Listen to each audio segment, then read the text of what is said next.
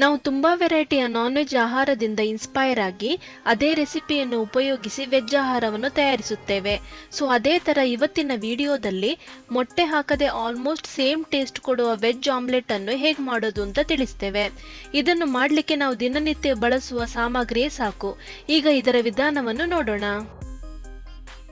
Omelette ಅನ್ನು ತಯಾರಿಸಲಿಕ್ಕೆ ಮೊದಲಿಗೆ ನಾವು ಒಂದು ಬ್ಯಾಟರ್ ಅನ್ನು ಮಾಡಬೇಕು. ಅದಕ್ಕೋಸ್ಕರ ಇಲ್ಲಿ ಅರ್ಧ ಕಪ್ನಷ್ಟು ಕಡಲೆ ಹಿಟ್ಟನ್ನು ತೆಗೆದುಕೊಂಡಿದ್ದೇನೆ. ಇದಕ್ಕೆ 1/4 ಕಪ್ನಷ್ಟು ಮೈದಾ ಹಿಟ್ಟನ್ನು ಸೇರಿಸಿಕೊಳ್ಳಿ. ನೀವು ಕಡಲೆ ಹಿಟ್ಟಿನ ಅರ್ಧ ಕ್ವಾಂಟಿಟಿಯಷ್ಟು ಮೈದಾ ಹಿಟ್ಟನ್ನು ತೆಗೆದುಕೊಳ್ಬೇಕು.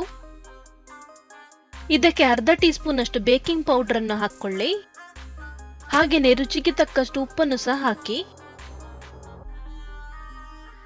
ಈಗ ಇವುಗಳೆಲ್ಲವನ್ನು ಚೆನ್ನಾಗಿ ಒಂದ್ಸಲ ಬೆರೆಸ್ಕೊಳ್ಳಿ. ನಾವಿಲ್ಲಿ ಮೊದಲಿಗೆ ಇದರ ಬೇಸ್ ಅನ್ನು ತಯಾರಿಸ್ತಿದ್ದೇವೆ. ಈ ಬೇಸ್ ರೆಡಿಯಾದ ನಂತರ ನಾವು ಮೊಟ್ಟೆ ಹಾಕಿ ಆಮ್ಲೆಟ್ ಮಾಡುವಾಗ ಏನೆಲ್ಲ ಸಾಮಗ್ರಿ ಹಾಕ್ತೇವೋ ಅದೇ ಸಾಮಗ್ರಿಗಳನ್ನು ಹಾಕ್ತೇವೆ. ಈಗ ಸ್ವಲ್ಪ ಸ್ವಲ್ಪ ನೀರನ್ನು ಹಾಕಿಕೊಂಡು ಈ ಹಿಟ್ಟನ್ನು ಚೆನ್ನಾಗಿ ಕಲಿಸ್ಕೊಳ್ಳಿ. ಇದರ ಕನ್ಸಿಸ್ಟೆನ್ಸಿ ಹೇಗಿರಬೇಕಂದ್ರೆ, ನಾವು ಮೊಟ್ಟೆಯಿಂದ ಆಮ್ಲೆಟ್ ಅನ್ನು ಮಾಡುವಾಗ ಎಷ್ಟು ತೆಳುವಾಗಿರ್ತದೋ ಅಷ್ಟು ತೆಳುವಾಗುವ ತನಕ ನೀವು ನೀರನ್ನು ಹಾಕಿಕೊಂಡು ಕಲಿಸ್ಕೊಳ್ಬೇಕು.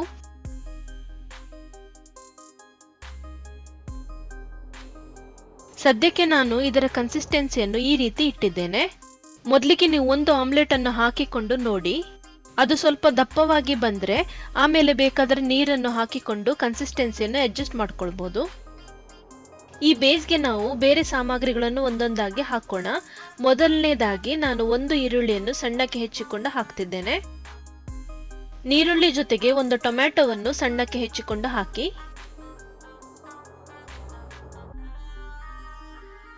ಖಾರಕ್ಕೆ ತಕ್ಕ ಹಾಗೆ ಹಸಿಮೆಣಸನ್ನು ಈ ರೀತಿ ತುಂಡು ಮಾಡ್ಕೊಂಡು ಹಾಕಿ. 1 ಇಂಚಿನಷ್ಟು ಶುಂಠಿಯನ್ನು ಆದಷ್ಟು ಚಿಕ್ಕ ಚಿಕ್ಕ ತುಂಡುಗಳನ್ನಾಗಿ ಮಾಡಿ ಹಾಕಿ. ಹೆಚ್ಚಿಕೊಂಡ ಕೊತ್ತಂಬರಿ ಸೊಪ್ಪನ್ನು ಹಾಕಬೇಕು. 1 ಚಿಟಿಕೆಯಷ್ಟು ಅರಿಶಿನ ಪುಡಿಯನ್ನು ಹಾಕಿ. ಈ ಎಲ್ಲ ಸಾಮಗ್ರಿಗಳನ್ನು ಹಾಕಿದ ಮೇಲೆ ಚೆನ್ನಾಗಿ ಬೆರೆಸ್ಕೊಳ್ಳಿ. ನೀವು ಈ ಬ್ಯಾಟರ್ ಅನ್ನು ನೋಡಿದಾಗ ವೆಜ್ ನಿಂದ ಮಾಡಿದ ಆಮ್ಲೆಟ್ ಅಥವಾ ಮೊಟ್ಟೆ ಹಾಕಿ ಮಾಡಿದ ಆಮ್ಲೆಟ್ ಅಂತ ಗೊತ್ತಾಗೋದಿಲ್ಲ. ಆಲ್ಮೋಸ್ಟ್ ಸಿಮಿಲರ್ ಆದ ಕಲರ್ ನಲ್ಲೇ ಇದೆ. ಇದರಿಂದ ಈಗ ಆಮ್ಲೆಟ್ ಅನ್ನು ಮಾಡೋಣ. ಮೊದಲಿಗೆ ಬಿಸಿಯಾದ ತವಾವನ್ನು ಎಣ್ಣೆ ಅಥವಾ ತುಪ್ಪ ಹಾಕಿ ಗ್ರೀಸ್ ಮಾಡಿಕೊಳ್ಳೋಣ. ಈಗ ಒಂದು ಸೌಟ್ ಫುಲ್ ಬ್ಯಾಟರ್ ಅನ್ನು ತೆಗೆದುಕೊಂಡು ನಾವು ಆಮ್ಲೆಟ್ ಅನ್ನು ಹೇಗೆ ಹಾಕ್ತೇವೋ ಅದೇ ರೀತಿ ಹಾಕೊಳ್ಳಿ.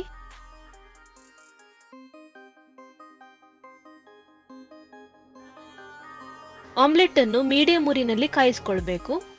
ಒಂದ್ಸಲ ಮೇಲ್ಗಡೆ ಡ್ರೈ ಆದ ನಂತರ ಇದಕ್ಕೆ ಎಣ್ಣೆ ಅಥವಾ ತುಪ್ಪವನ್ನು ಹಾಕೊಳ್ಬೇಕು.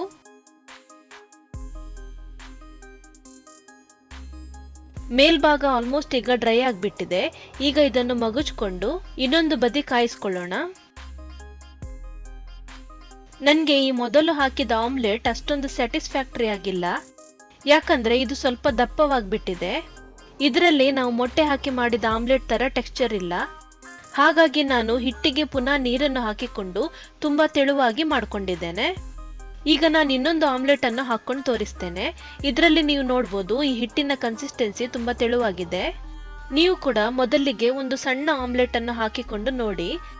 ನಂತರ ಅದರ ಟೆಕ್ಸ್ಚರ್ ಅನ್ನು ನೋಡಿಕೊಂಡು ಬ್ಯಾಟರ್ಗೆ ಬೇಕಾದ್ರೆ ನೀರನ್ನು ಸೇರಿಸಿಕೊಳ್ಳಿ. ನೀವಿಲ್ಲಿ ನೋಡಬಹುದು ನಾನು ಮೊದಲು ಹಾಕಿದ ಆಮ್ಲೆಟ್ಗಿಂತ ಇದು ಸ್ವಲ್ಪ ಡಿಫರೆಂಟ್ ಆಗಿ ಕಾಣಿಸ್ತಿದೆ. ಇದಕ್ಕೆ ಎಣ್ಣೆಯನ್ನು ಸವರ್ಕೊಂಡು ನಾನು ಇನ್ನೊಂದು ಬದಿ ಬೇಯಿಸ್ಕೊಳ್ತೇನೆ.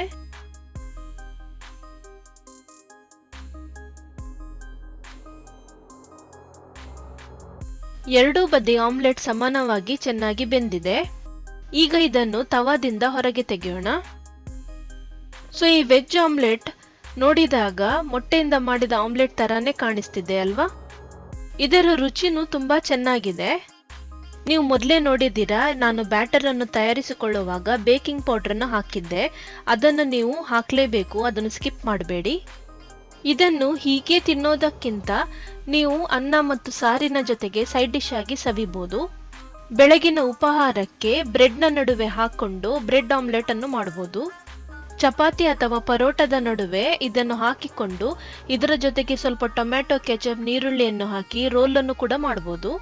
ಅಂದಹಾಗೆ ಈ ರೆಸಿಪಿಯ ಬಗ್ಗೆ ನಿಮ್ಮ ಅನಿಸಿಕೆಯನ್ನು ಕಮೆಂಟ್ ಮೂಲಕ ತಿಳಿಸಿ. ನಾವು ಮತ್ತೊಮ್ಮೆ ಭೇಟಿಯಾಗೋಣ. ಎಲ್ಲರಿಗೂ ನಮಸ್ಕಾರಗಳು.